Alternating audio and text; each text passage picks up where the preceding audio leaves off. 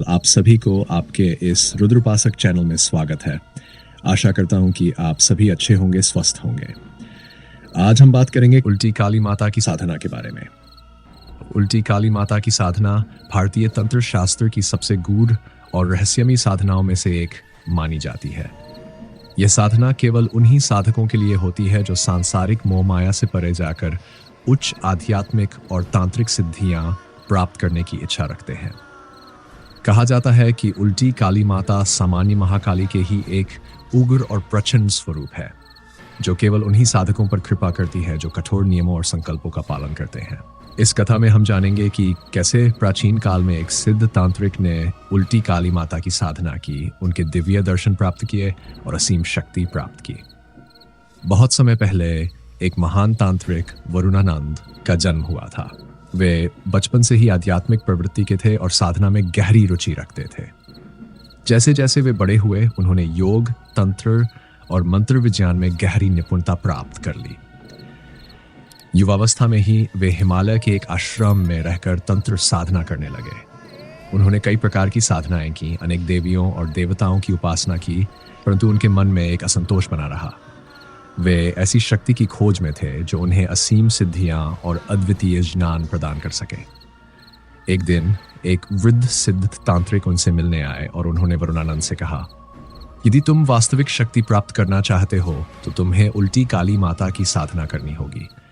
ये साधना अत्यंत कठिन है और इसका रहस्य बहुत कम तांत्रिकों को ज्ञात है। ये शक्ति केवल उन्हें प्राप्त होती है जो मृत्यु के भय से परे होते हैं। वरुणानंद ने यह सुनकर संकल्प लिया कि वे इस साधना को अवश्य करेंगे, चाहे इसके लिए उन्हें कितनी भी कठिनाइयां क्यों न सहनी पड़े। वरुणानंद ने साधना के लिए एक अत्यंत शक्तिशाली और रहस्यमय स्थान चुना, एक प्राचीन श्मशान भूमि जो नगर से बहुत दूर थी और जहां साधारण मनुष्य जाने से भी डरते थे। यह स्थान वीरान था, चारों ओर हड्डियां और राख बिखरी हुई थी और रात में वहां असाधारण ध्वनियां सुनाई देती थीं। उन्होंने अपनी साधना अमावस्या की रात से प्रारंभ की। वे काले वस्त्र धारण करके दक्षिण दिशा की ओर मुख करके रुद्राक्ष की माला से उल्टी काली माता का विशेष मंत्र जप करने लगे। प्रारंभ में सब कुछ सामान्य था, लेकिन जैसे जैसे साधना आगे बढ़ी, वातावरण में बदलाव आने लगा। वे कई विचित्र घटनाओं का अनुभव करने लगे। रात्रि के समय उन्हें हवा में अदृश्य शक्तियां घूमती हुई प्रतीत होती थीं। साधना के दौरान उन्हें अजीब सी आवाजें सुनाई देती थीं। उनकी आंखों के सामने कभी कभी भूत प्रेत और आत्माएं प्रकट होने लगीं। कई बार उन्हें ऐसा प्रतीत होता था कि कोई उनके समीप आकर खड़ा हो गया है, लेकिन वरुणानंद का संकल्प अटूट था। वे बिना विचलित हुए अपनी साधना जारी रखते रहे। अंततः रात को जब वरुणानंद अपने मंत्र का उच्चारण कर रहे थे, अचानक पूरा श्मशान कांपने लगा। चिताओं की ज्वालाएं अचानक तेज हो गई और आकाश में रहस्यमयी बिजली कड़कने लगी। तभी उनके सामने एक दिव्य प्रकाश प्रकट हुआ। उस प्रकाश से एक विकराल देवी प्रकट हुई। उनकी आंखें रक्तवर्ण थीं और वे क्रोध में जल रही थीं। उनकी जिह्वा लंबी और विकराल थी जो उनके होंठों से बाहर निकली हुई थी। उनके बाल बिखरे हुए थे और उनके हाथों में तलवार, त्रिशूल और नरमुंड का खप्पर था। उनका शरीर अद्भुत शक्ति से प्रकाशित हो रहा था, लेकिन वे उल्टी मुद्रा में खड़ी थीं, जिससे उनका स्वरूप और भी भयावह लग रहा था। उन्होंने अट्टहास किया और वरुणानंद की ओर देखा। उनकी दृष्टि इतनी शक्तिशाली थी कि उससे पूरा वातावरण जलने लगा। वरुणानंद ने तुरंत माता के चरणों में गिरकर प्रणाम किया और उनसे कृपा की याचना की। माता ने कहा, हे साधक, तुमने घोर तपस्या की है और अब मैं तुम्हें वह शक्ति प्रदान करूंगी जिसकी तुमने कामना की थी।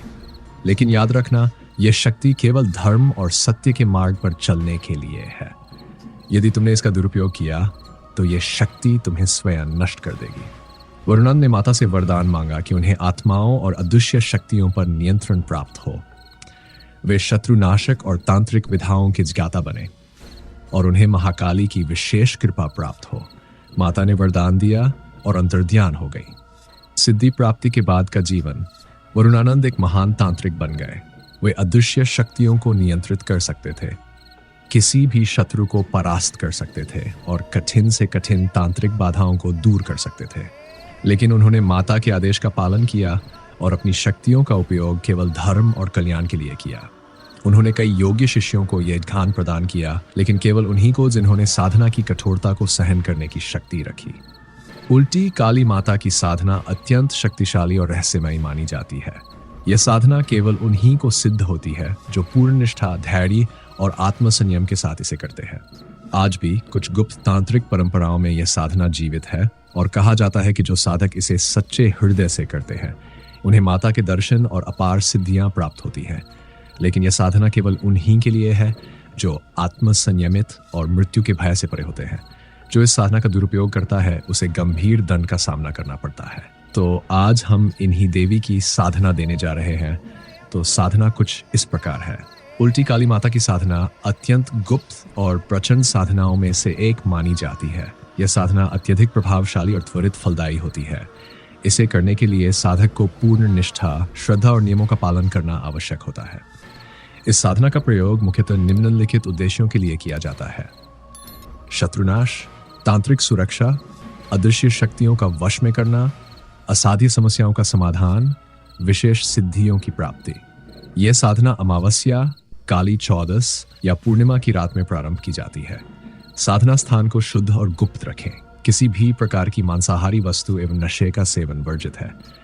इस साधना के लिए श्मशान शक्तिपीठ को सर्वश्रेष्ठ स्थान माना जाता है।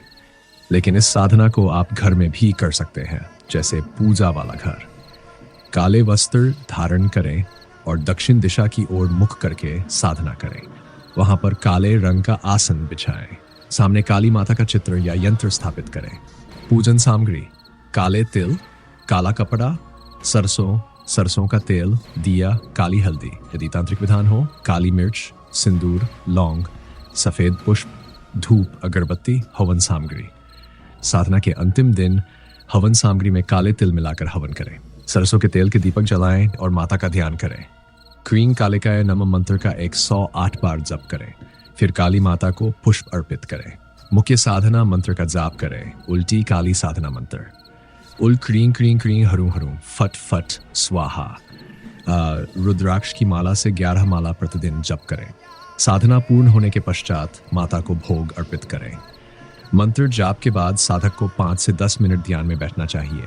प्रयोग विधि: शत्रु नाश के लिए प्रयोग कर रहे हैं तो शत्रु का नाम लेते हुए मंत्र का जाप करें। यदि किसी विशेष सिद्धि हेतु कर रहे हैं तो मन में उस सिद्धि की कल्पना करें। यह साधना रात्रि में ही करनी चाहिए। पूर्ण विधि से करने साधक को दिव्य अनुभव प्राप्त होते हैं। विशेष सावधानियां: इस साधना को अधूरे मन से न करें। बिना गुरु की अनुमति या मार्गदर्शन के इसे प्रारंभ न करें। साधना के दौरान किसी को बताएं नहीं और बीच में न छोड़ें। किसी भी निर्दोष व्यक्ति के विरुद्ध इस प्रयोग का दुरुपयोग न करें। यदि यह साधना पूर्ण विधि विधान से की जाए तो साधक को अपार शक्ति और सिद्धि की प्राप्ति होती है। जो हम मंत्र आपको बताए हैं ये सारे के सारे मंत्र आपको लिखकर भी दिखाया गया है। तो पहले आपको इन सारे के सारे मंत्रों को शुद्ध लिख के याद कर लेना है। उसके बाद आपको हमारे बताए अनुसार पूरे विधि विधान के अनुसार ये साधना करना है। सफलता अवश्य मिलेगी। अगर आपको ये जानकारी उपयोगी लगी हो तो इसे शेयर करें और चैनल को सब्सक्राइब करें। जय श्री रुद्र महाकाल।